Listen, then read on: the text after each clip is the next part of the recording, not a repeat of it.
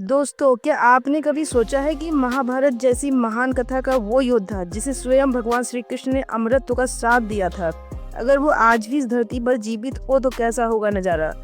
कहानी की शुरुआत होती है नर्मदा नदी के किनारे से, जहां अचानक लोगों ने एक 12 फुट का लंबा इंसान देखा जिसका चेहरा एक कपड़े से ढका हुआ था, मानो उसके चेहरे पर कोई भयावह घाव हो।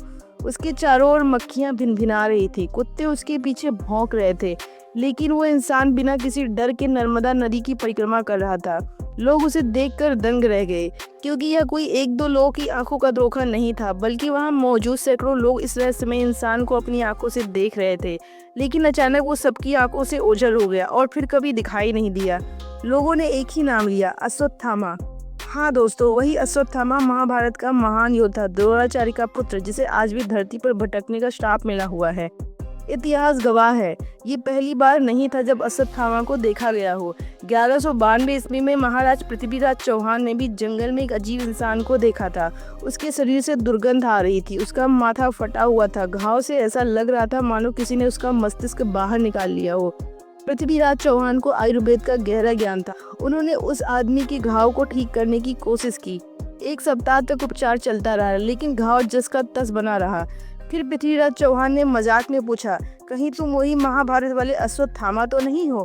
शुरुआत में उस इंसान ने इनकार कर दिया, लेकिन जब उनसे पूछा गया, क्या तुम्हें श्री कृष्ण ने श्राप दिया है, तो उसने धीरे से कहा, हाँ मैं ही अश्वत्थामा हूँ।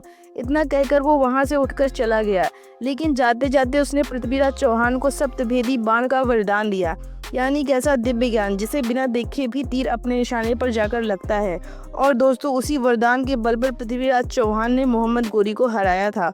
लेकिन सवाल ये है कि अगर अश्वत्थामा आज भी जिंदा है तो वो कहाँ छिपा हुआ है? क्या वो नर्मदा नदी के किनारे पर ही भटकता है, या फिर किसी ऐसे रहस्यमय लोक में चला जाता है जहां से उसे अचानक कभी कभी ही इंसानों की नजरें देख पाती हैं? कहा जाता है कि अश्वत्थामा आज भी मंदिरों में जाकर भगवान शिव को जल चढ़ाता है। कई बार पुजारियों ने बताया कि सुबह मंदिर का दरवाजा खोलने पर शिवलिंग पर ताजा जल और फूल चढ़े हुए मिलते हैं, जबकि रात भर मंदिर बंद होता है। लोग कहते हैं कि यह कोई और नहीं बल्कि अमर योद्धा अश्वत्थामा ही है।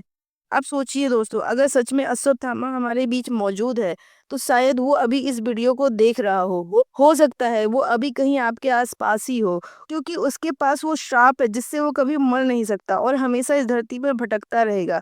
तो दोस्तों, अगर आप भी मानते हैं कि अश्वत्थामा आज भी इस धरती पर जीवित है, तो कमेंट्स में लिखिए हर हर